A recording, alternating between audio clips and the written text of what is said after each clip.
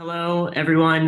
Good morning and good evening, wherever you are. I want to first thank the organizers for inviting me, and congratulations on hosting such a nice conference thus far. So I'm Elliot Swartz. I'm a senior scientist at the Good Food Institute, focused on cultivated meat for the last 2.5 years or so. And today I'll be summarizing some of the recent work that I've been up to trying to map the safety considerations, the risk assessments, and the testing recommendations for cultivated meat manufacturing. So for those that don't know, the Good Food Institute is a 501c3 nonprofit, and our mission really is to create a more sustainable, efficient, safe, and just food system.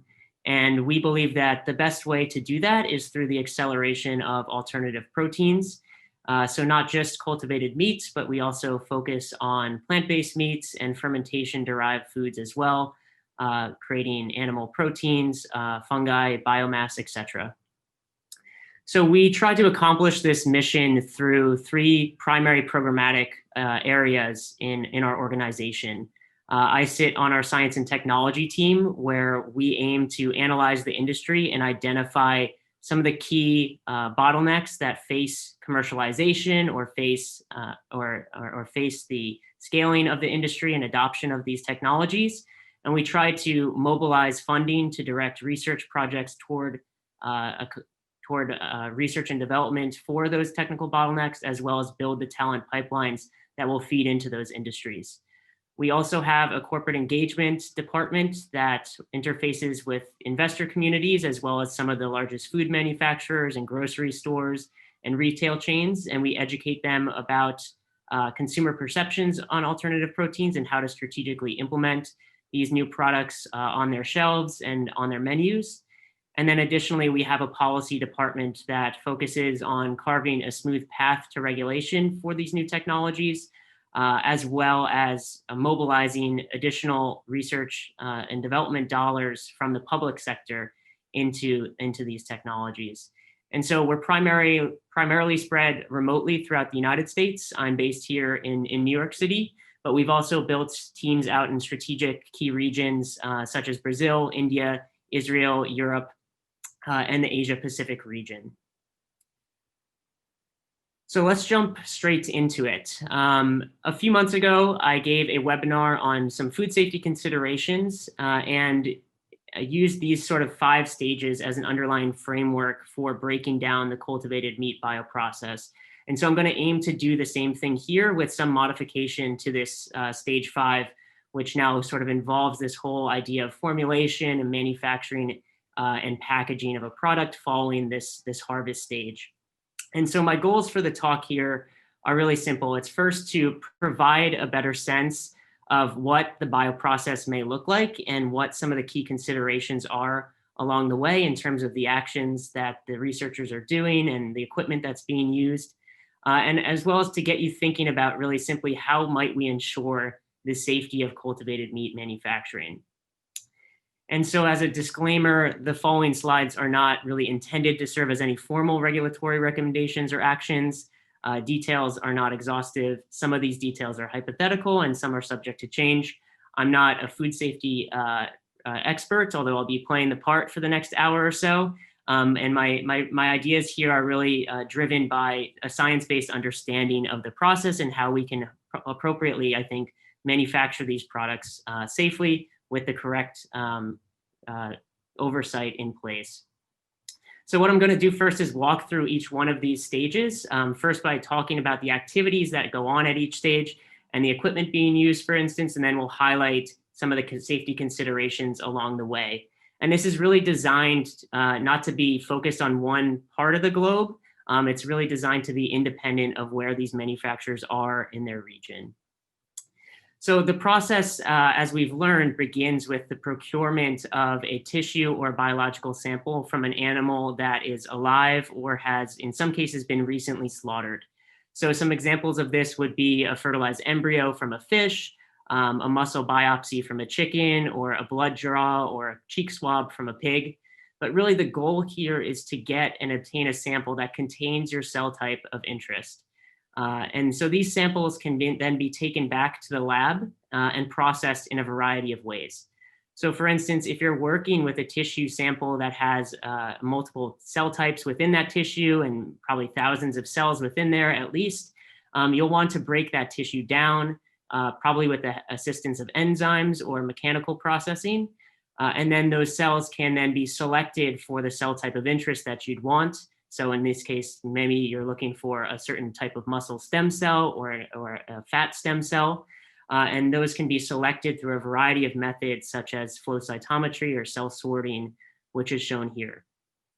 If you're talking about a biological sample like a blood draw or even the tip of a feather, for instance, it's likely that your goal is going to be to reprogram those cells into what's called an induced pluripotent stem cell. And we've heard that term several times throughout the conference, but essentially this is a way to transform one cell type into another. And we'll talk about this a little bit later, the specifics. But in either case, you're left with a cell line that you will then do a variety of additional characterization on.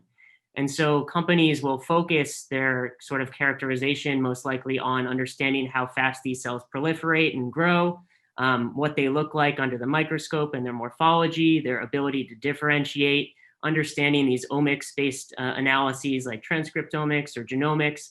There's a whole host of options that companies will pursue. And really, in reality, when you're obtaining these cell lines, you'll probably be deriving multiple cell lines from tissues or taking multiple samples from multiple animals. And the idea is to really do some upstream characterization to tell you ahead of time what cell line may be performed best in your bioprocess that you're building. So from there, you're going to want to bank those cells once you've established a cell line that you think is going to be pretty promising or that you want to work with further. And the first step is really simply to expand those cells, generally in 2D culture, but in some cases you might want to use small tabletop spinner flasks, adapt your cells to suspension culture if that's a property of the cell line that you want to have, and you want to bank the cells with that property in place. And that will form what's called your master cell bank.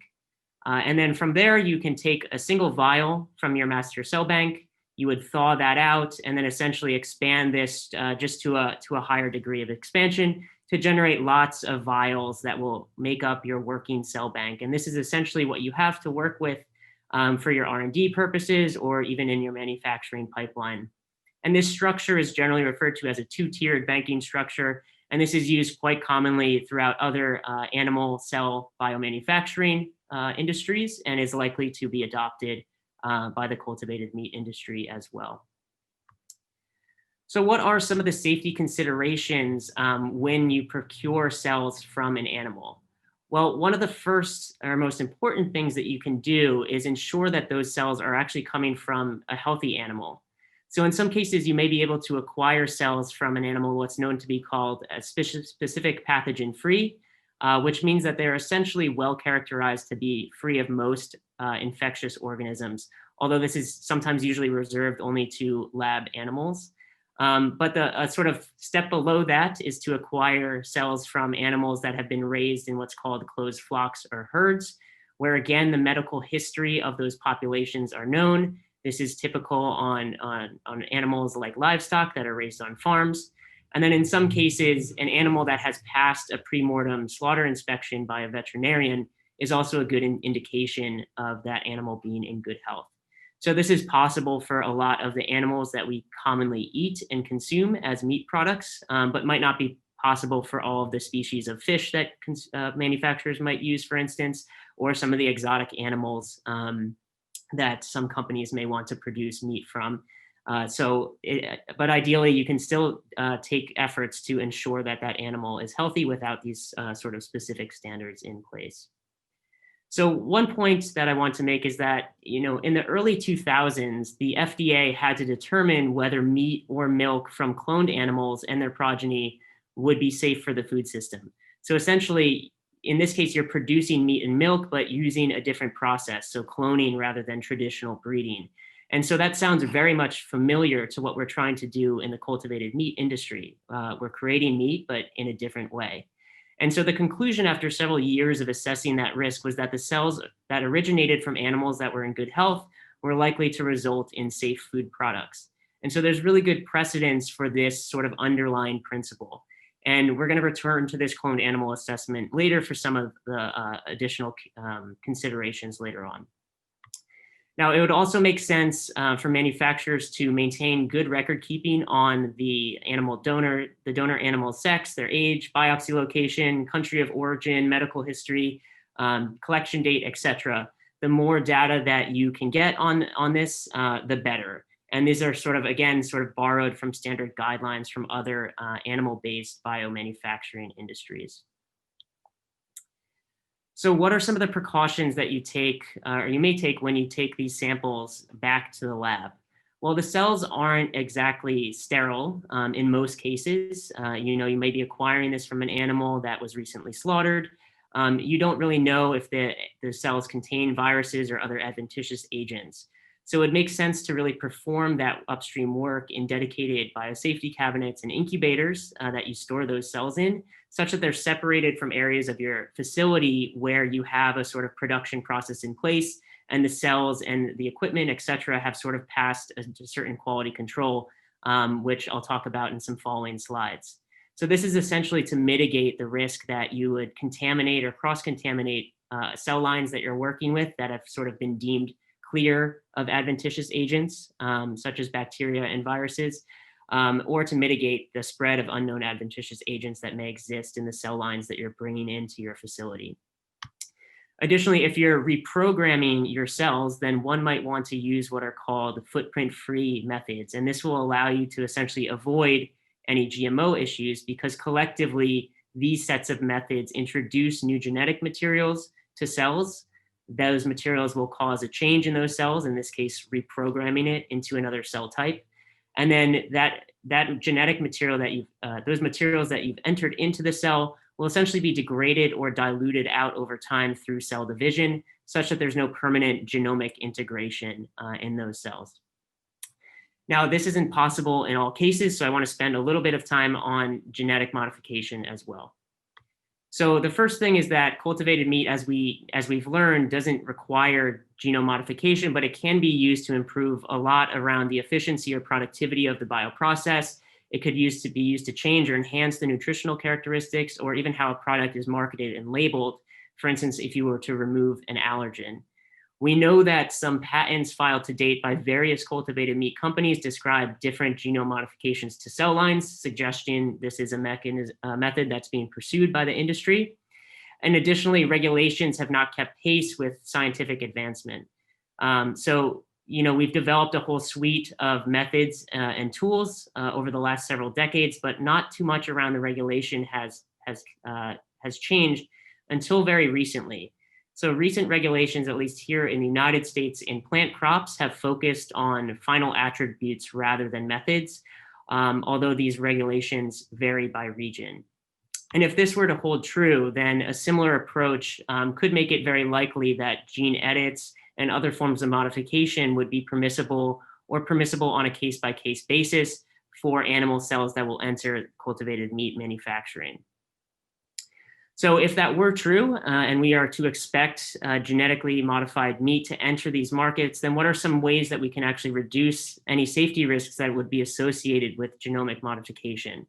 So the first, again, is to use these footprint-free methods wherever possible. This really allows you to avoid any genomic integration of materials while still making important changes to those cell lines.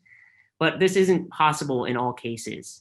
If you do want to permanently insert something into the genome, manufacturers may want to pursue targeting that material to what are called safe harbor regions of the genome, which are essentially regions that are well characterized in not having effects on things like global gene expression patterns or causing structural changes in the genome.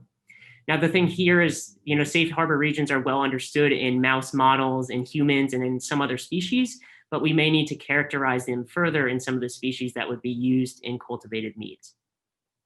It would be wise to ban the use of antibiotic resistance genes in favor of alternative selection strategies. So this is commonly used in academic settings, but I think it would make very much sense to ban the use of antibiotic resistance genes altogether for food. We can also use versions of precision gene editors that have been developed over the past several years since CRISPR and these sorts of technologies were first developed. A whole host of academic labs have developed additional sort of sets of tools that have reduced off-target effects and other genomic disruptions. And then, so these should be favored and preferred over ones that could have higher incidences of these off-target effects. And additionally, we can think about installing genomic software that essentially would permit the removal of a genetic construct by, for instance, the installation of recombination sites.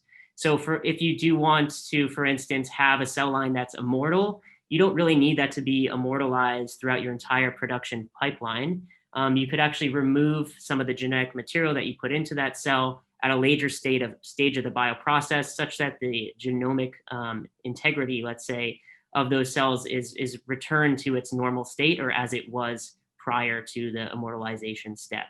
Again, this is just one example, and we don't know how this will be viewed by regulatory bodies, but these are some ideas on how manufacturers might go about reducing any risk of transgenes or other genomic modifications. But really it boils down to, like in other industries, really having scientifically sound, transparent, and data-driven decisions to be made by a whole host of different regulators, manufacturers, experts, and other stakeholders in different regions to effectively create and market the frameworks as well as the actual products if they are to be genetically engineered. So there were several, first I'll jump into prior to the cell banking step, we must think about verifying that our cells are free of adventitious agents, or at least those adventitious agents that are harmful to humans or could affect your cell culture health. And these normally would be the viruses, bacteria, and fungi that are common contaminants in laboratories. So viruses can originate from a variety of different sources listed here. They can be endogenous to the organism. They could be, if the animal was infected during its lifetime, from personnel that are breathing on the cells, if it's a respiratory virus, cross-contamination with other cell lines, or even the media ingredients themselves. And this is a problem in a lot of biomanufacturing industries. And so there are assays that are mostly PCR-based that can detect the presence of viruses or different viral genes. Additionally, in our case, there are several sort of species-specific viruses that are well known to be present in animal-based populations that we consume. And so there are, in some cases, antibodies that have already been developed against these viruses that we can use for detection, as well as antibodies that we can develop. And then if detected, testing can also be done to see if those viruses infect human cells. And so for the vaccine industry, there's a whole set of guidelines and procedures for one to go through to determine if those viruses are human infectious. And so these can be adopted as well by cultivated meat manufacturers. Now for bacteria, there's so many different types of bacteria. You can't really test on a PCR-based level, except for instance, probably mycoplasma, which is one of the most common cell culture contaminants. That's also hard to detect visually. And so these PCR sort of arrays that can be used for various species of mycoplasma can be built out as done in other industries. And additionally, there's, again, guidance for how to detect sort of standard bacterial and fungal contamination in cells using sort of serial subculture strategies. So this can also be adopted by the industry. Now, a key point to underline here is that the risk of all of these adventitious agents is always going to be decreased when we use animal origin-free media and other reagents. So really, there's a high precedence, I think, for manufacturers to want to use animal origin-free media, despite the sort of ethical concerns that the industry cares about. It's also really a safety concern for the manufacturing. Now, there's a lot of talk on Monday about how do we deal with cell identity. And so based on my assessment, I think you'd want to really characterize your cells at the species level in terms of identity. You don't want to go down this rabbit hole of judging a cell line that's going to be based on its phenotype or its transcriptome. You're always going to dig yourself into something that's more and more granular, and these really aren't the standards that we hold to the conventional meat industry. When we buy a piece of meat on the store shelves, we don't know the exact cell composition makeup. We don't know the transcriptomics or the single cell composition of that meat product. And I don't think we should expect the same in this case either.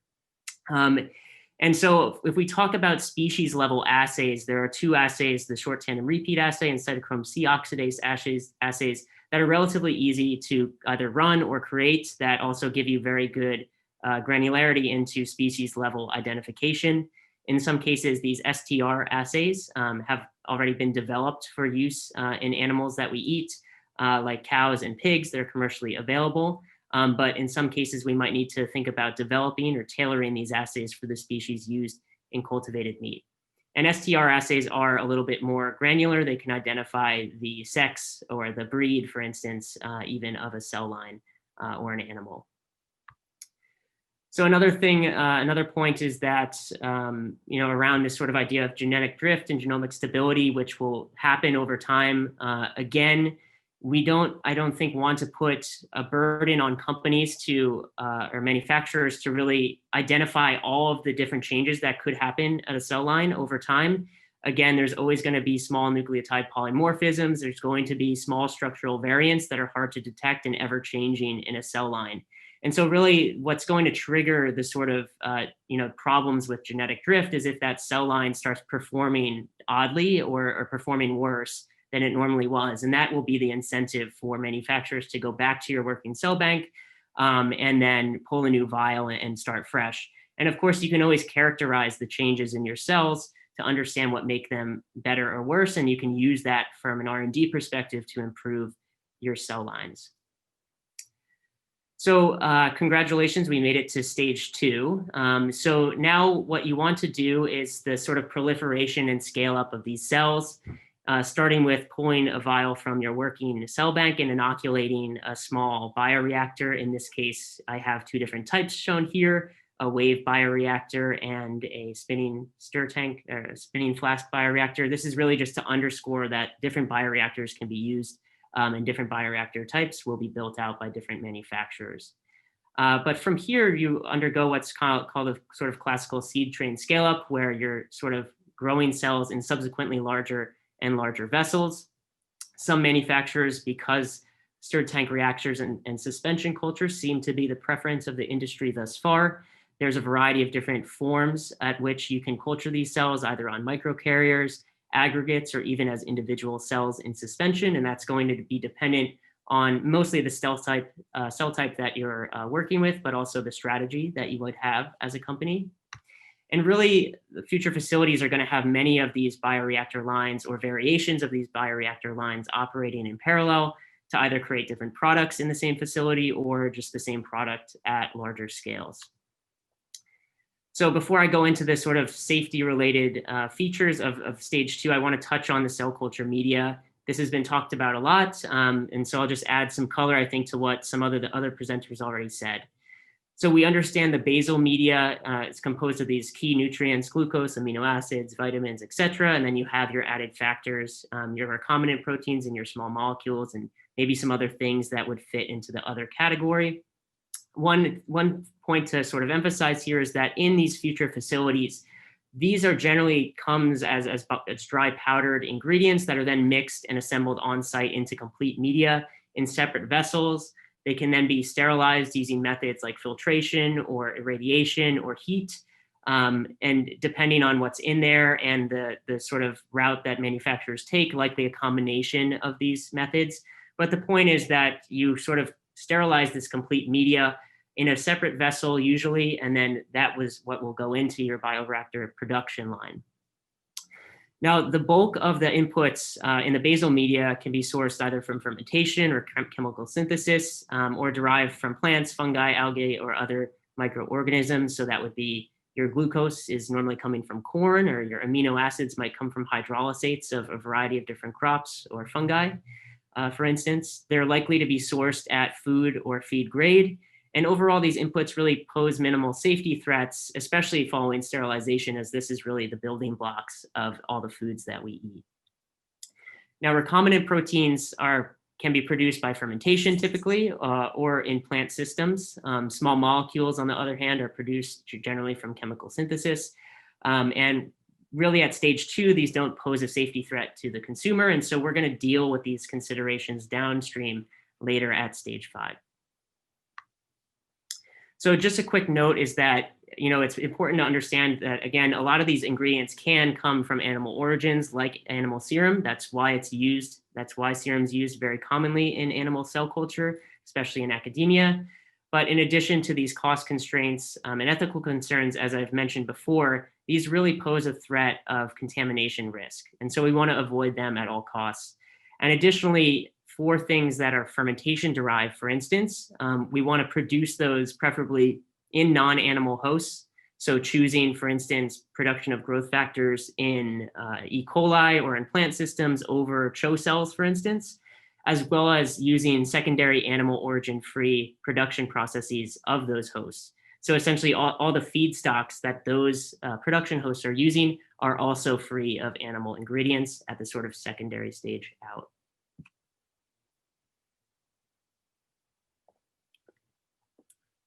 So some of the things that manufacturers might do to mitigate some safety risks at stage 2 is to use single-use bioreactor bags. This can reduce the sterilization costs, the turnaround time, et cetera. If you're just using something once, then you don't have to worry about having to re-sterilize the whole cell line of the whole line of bioreactors.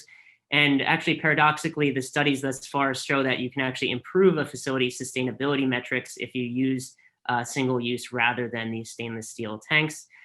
So they may be pursued by the cultivated meat industry. They don't typically operate at super high, large scales like 10,000 liters.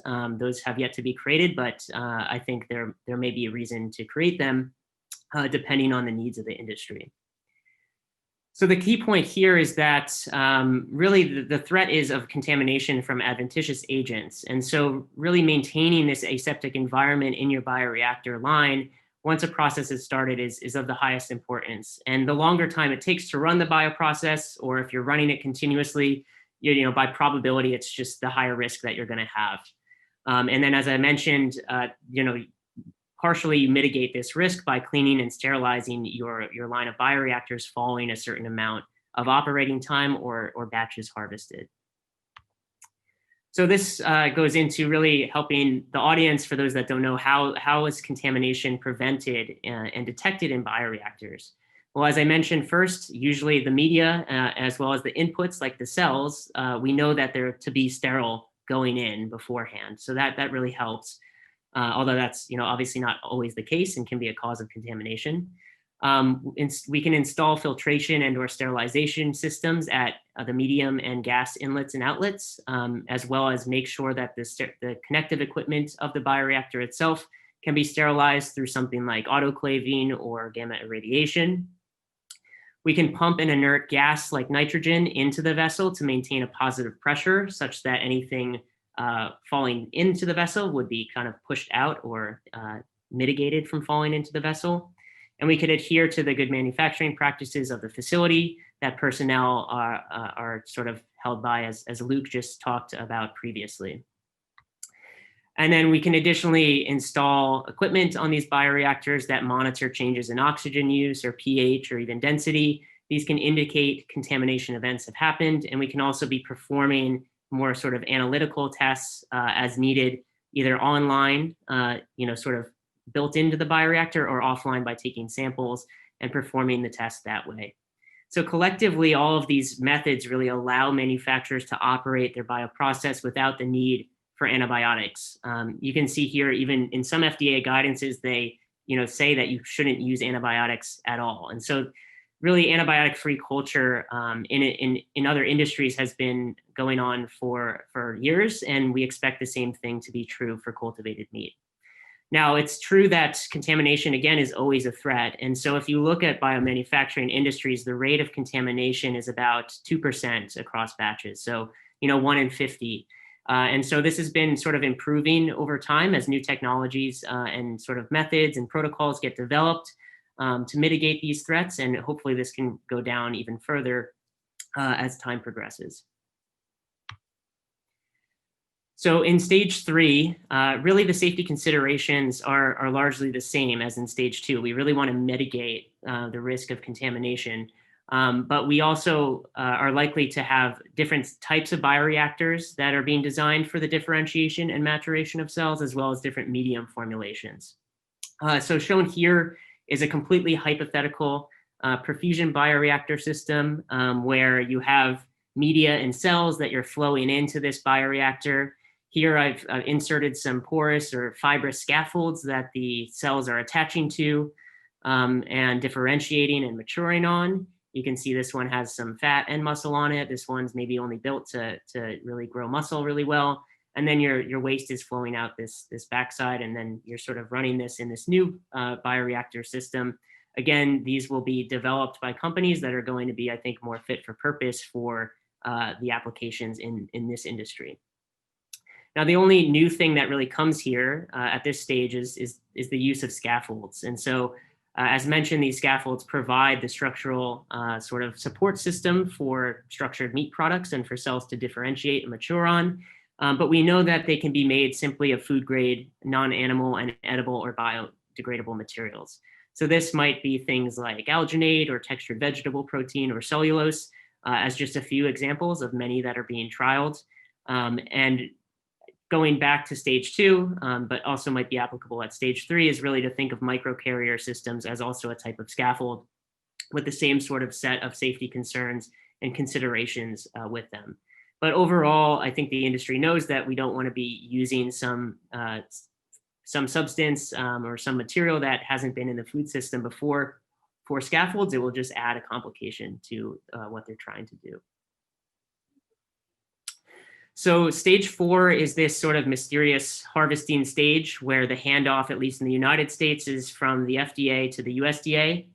Again, here drawn out is a sort of completely hypothetical harvesting process where we're pushing these sort of cell-laden scaffolds together to harvest them, and then eventually harvest them and put them into a downstream process where we may be forming them into, let's say, an unstructured meat product like a ground beef or something like that.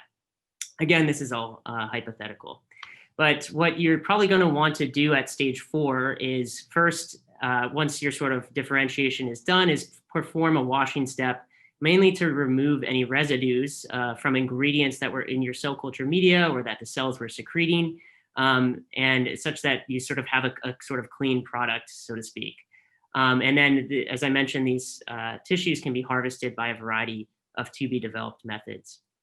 An important consideration here is that once you sort of remove the cells from their media environment, you're removing them from oxygen and nutrients, and that results in their death. And so this isn't necessarily a safety concern. Most likely it's not, but I think we need to understand as an industry and gather information around some of the postmortem proteolytic events that occur, that we understand occur in conventional meat. And this really influences things like taste and texture profiles of meat, basically how the cells die and the amount of ATP, for instance, that's in those cells. How do we control this cell death in a way that's going to be favorable for the end product itself? These are data that I imagine some companies have begun to start to work on, but I think it would be great to have more publicly accessible data around this topic.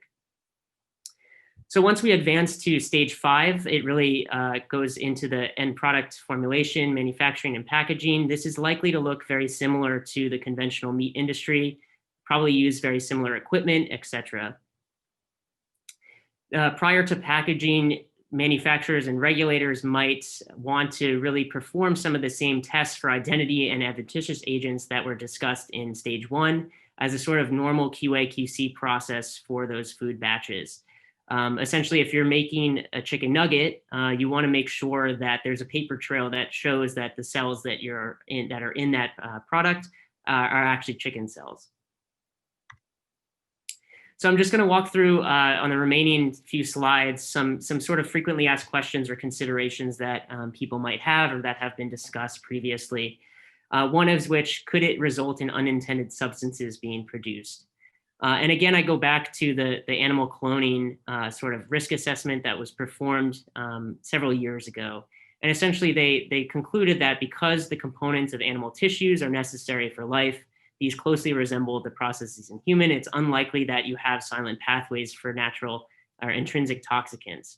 So it's convention that animal metabolites are not considered to be natural toxicants. This means that just because we're producing meat in bioreactors doesn't mean we should expect them to produce arsenic all of a sudden. That's not what we understand from a biological perspective. Now, on the other hand, we know that cultivated meats are likely to produce the same allergens as to their conventional meat counterparts, but the process actually could result in the introduction of novel allergens.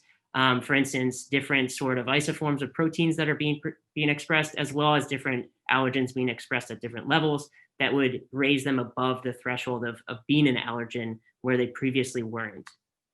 And so we probably need to do some form of allergenicity testing. And as Luke sort of covered and mentioned, I think that the novel foods frameworks in Europe actually provide a pretty good starting point for what the industry might want to do. When you're testing for an allergen, there's not one single test that determines if it's allergenic or not. There's a lot of population variance, a lot of variation in general with proteins, and so we really need a sort of variety of evidence to be gained, and this is sort of summarized here. But generally, the pipeline works such that you'd examine databases of known allergens and compare them to the proteomic analyses and amino acid sequence from samples of your products. If you do have allergens in your products or hints of allergens in your product, you might want to determine the relative amounts of those, as higher amounts are more likely to elicit an immune response. You can perform stability testing by digesting proteins enzymatically or through chemical methods. And this is, again, a hint that easily digested proteins are less likely to elicit immune responses. And then you can also use serum screens to assess IgE binding or antibody binding and cross-reactivity from sensitized patients. So oftentimes, patients will sort of have antibodies that they've built against or become sensitized to a food allergen, and you can use their antibodies to detect if you would basically trigger an immune response from anything in your sample.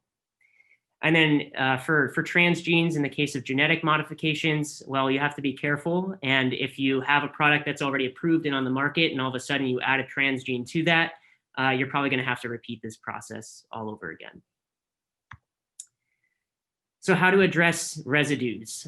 We know that conventional meats can contain things like trace chemicals from antibiotics or veterinary drugs or even heavy metals.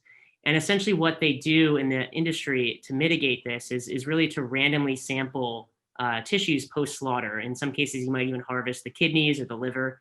And you can screen this against a variety of different residue concentrations that are sort of known to be in those populations or could be in those populations of animals. And then those concentrations are compared to these recommended maximum limits based off of toxicity profiles in different databases.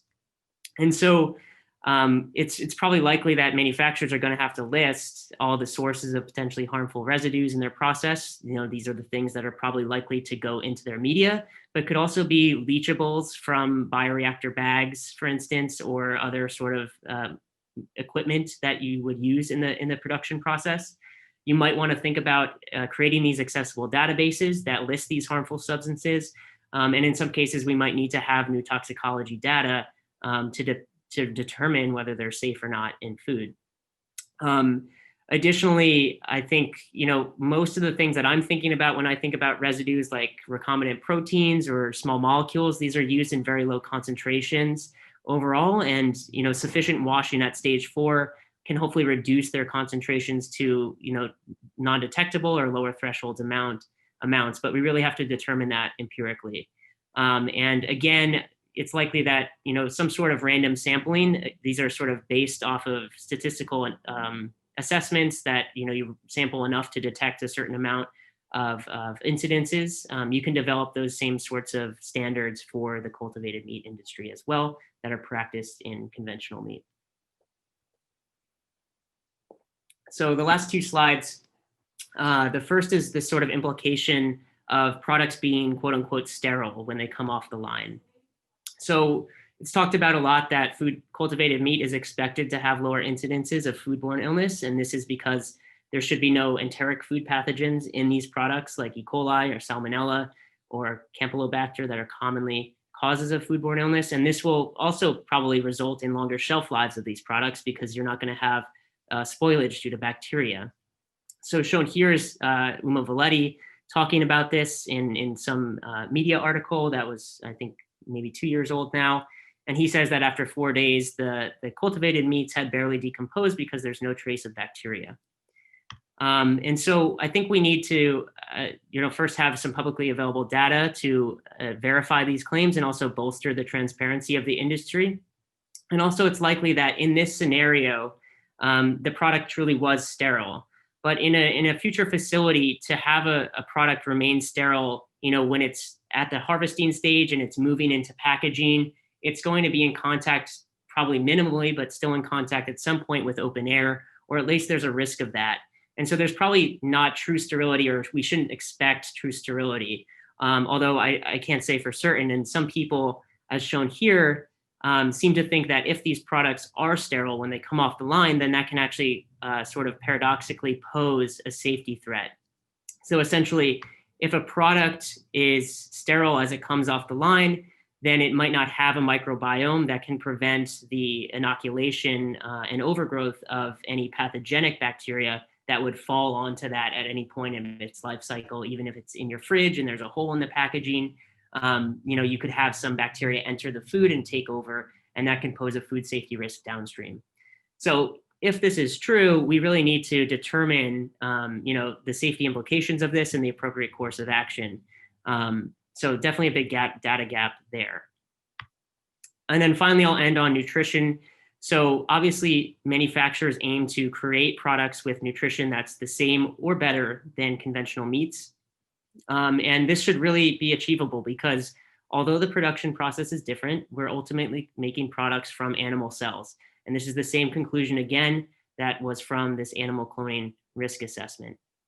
And so with a complex food product, it's impossible really to know every single chemical and every single concentration of every chemical within that food product. And so what you look at are the proximates. And so really the main groupings of nutrients that are in that. So your vitamins and your minerals, your fatty acid profiles, your amino acid profiles, et cetera. These are all pretty easy to obtain with samples. But to date, I haven't seen any publicly available information on this from manufacturers, although I suspect they have it. So I think, again, this is a data gap in the industry, and it would be nice to have these sorts of data to not only verify claims around nutrition, but also bolster transparency. And then we might want to think about building out these databases. This is what they did in the cloned animal realm, where you had databases that these regulators could pull data from around nutritional profiles of cloned animals before the fact, while they were starting to think about regulating this industry. That made it a lot easier for regulators to sort of make these assessments around safety, nutrition, labeling, et cetera. So building these databases, even that academic researchers can contribute to, I think would be informative for the industry. So I want to get time for questions. So this is just text. I won't read this. I want to say that GFI is funded entirely by philanthropic donations. So if you want to support our work or learn more, you can visit our website or contact our development team at the address listed there. My contact information is at the bottom, and I'd be happy to answer questions now. Thank you.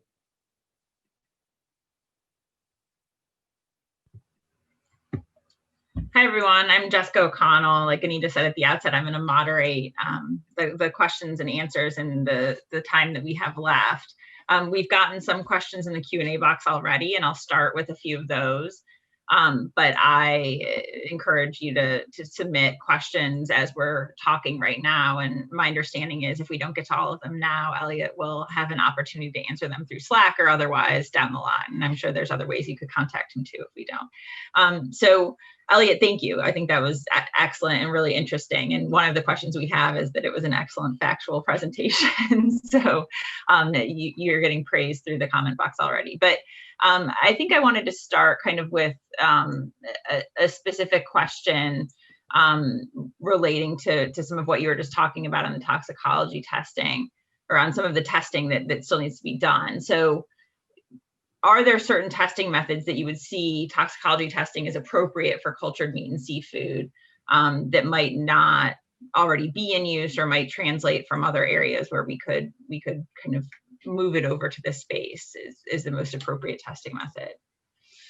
Yeah, so I mean, my understanding, again, I'm not an expert on this by any means, but my understanding is, the methods at which you perform toxicology or would measure residues, for instance, in a sample, those can easily be translated. I mean, it's the same thing about, detecting a chemical in a sample. Obviously, if the things that Luke mentioned are true around, at least in the United States, applying for GRAS, and that might having to do sort of in vitro or even in vivo toxicology, with obviously the industry, I think, would not want or would not favor is, to have to perform or being forced to perform animal tests to get regulatory approval. But those are the things that I think we know in the toxicology field of how to make determinations around health and safety. So my understanding is, we know how to do that, and likely the things would be supplied, but I think we'd want to advocate for alternative methods, at least for in vivo testing, for more things like organoids and other newer methods that are being developed that focus on cell-based assays rather than animal-based assays. Are you aware of any kind of engagement with FDA on that animal testing issue so far? I mean, I know even kind of recent commissioners have expressed a broad-based goal to move away from animal testing where possible across the medical space too. My understanding right now is that the quality of those tests just have to be better and reach a threshold that they're going to be trusted and adopted by the industry. I think, biologically, it's, I don't think we need to run all the battery of tests that we probably need to, or that are used at least for drug approval processes for this industry or other food industries. The sort of level there is probably not necessary, to my knowledge. But again, I think there's a variety of tests coming down the pipeline and methods that are being developed that can offset some of the in vivo work that would be otherwise required. Sure. Okay. Here's a question from Leah. Are you aware of any efforts to work with meat scientists regarding the post-harvest changes within the cell cultured meat tissue, kind of learnings that could be gathered there? Yeah, absolutely. We've interacted, at least I've interacted with several people in academia that focus on this sort of area. We're actually funding a project at the University of Wisconsin where, I think the bottleneck right now is these people getting access to cultivated meat tissue. It's still hard for people to produce enough samples that they're going to go and share around. But we're funding a project at the University of Wisconsin-Madison that aims to do some of those sorts of analyses of end product characterization. And I think if you talk to meat scientists, they're waiting to get their hands on that sort of tissue so that they can do that. Those are the interesting questions that they study. So absolutely there's interest, but to my knowledge, not super far along. Okay. Moving back to kind of the beginning of the process and then the prior to harvest where FDA would really be playing a primary role, you mentioned a few different FDA guidance documents that have come from the medical space that you think are applicable and kind of provide good guidance on safety and other considerations. Here, are there areas where you see a meaningful difference? In other words, where you think there would be value in FDA kind of coming out and giving specific guidance for food production? Yeah, well, I think that's what we're kind of waiting on is, right, the granularity of the details.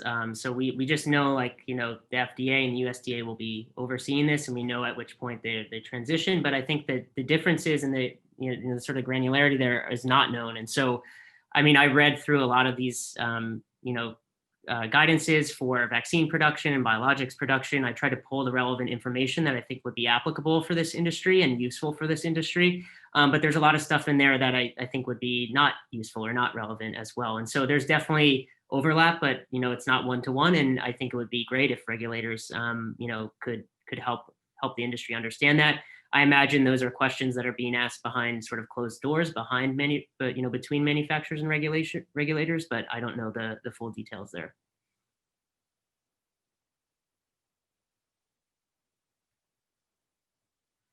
I just put myself on mute while you were talking and I forgot. Okay, a question here from Tim, question about kind of very large scale cell banks and the fact that there's a lack of master cell banks that are much larger than what's in existence right now for the food industry. Do you have any thoughts on potential solutions to that or opportunities there moving forward. Does that mean like, well, I guess you didn't ask the question, so I'll have to interpret that as is. But I mean, I guess, right, I think that the question is whether or not companies, the cell banks that they already have are the ones that they're going to use for production or not.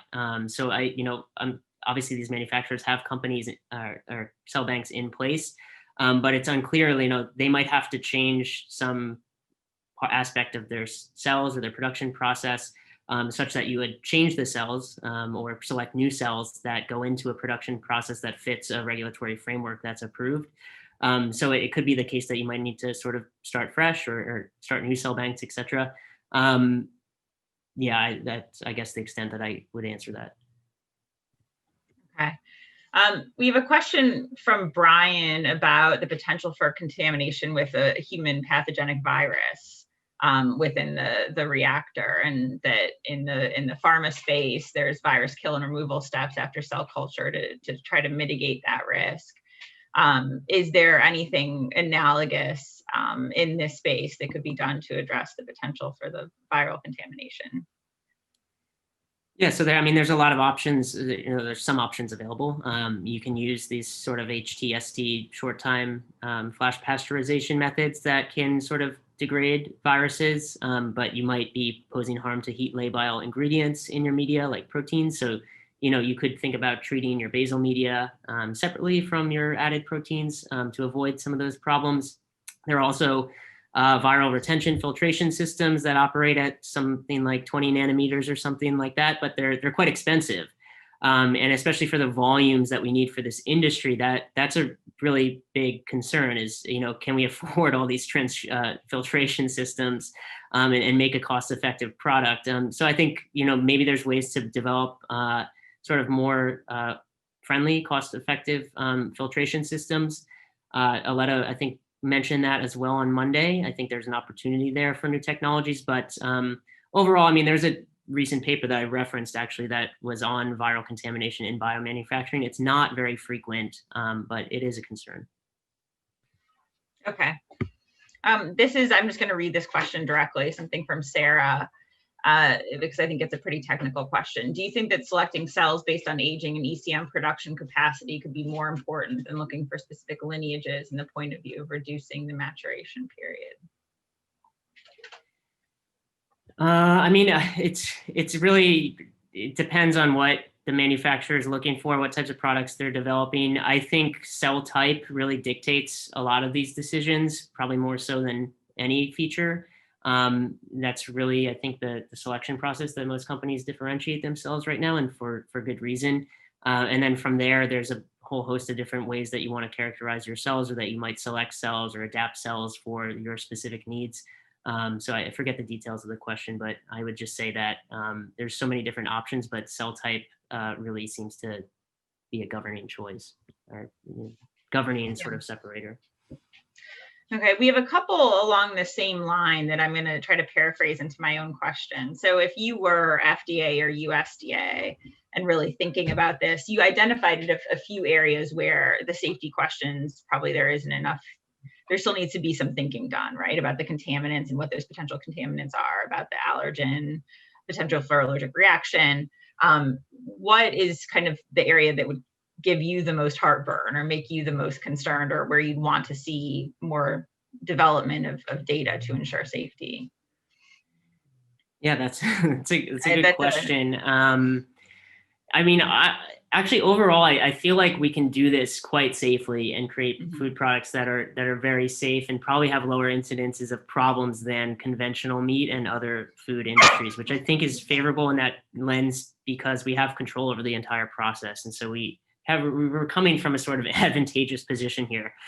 Again, we have very good, like if there's contamination in at least bacterial, it's going to take over the culture. It's very hard to disguise these things that you wouldn't recognize it and you'd bring it to market, I think. I guess in a worst case scenario, you could be secretly breeding some sort of pathogen that causes a zoonotic outbreak that is from your personnel.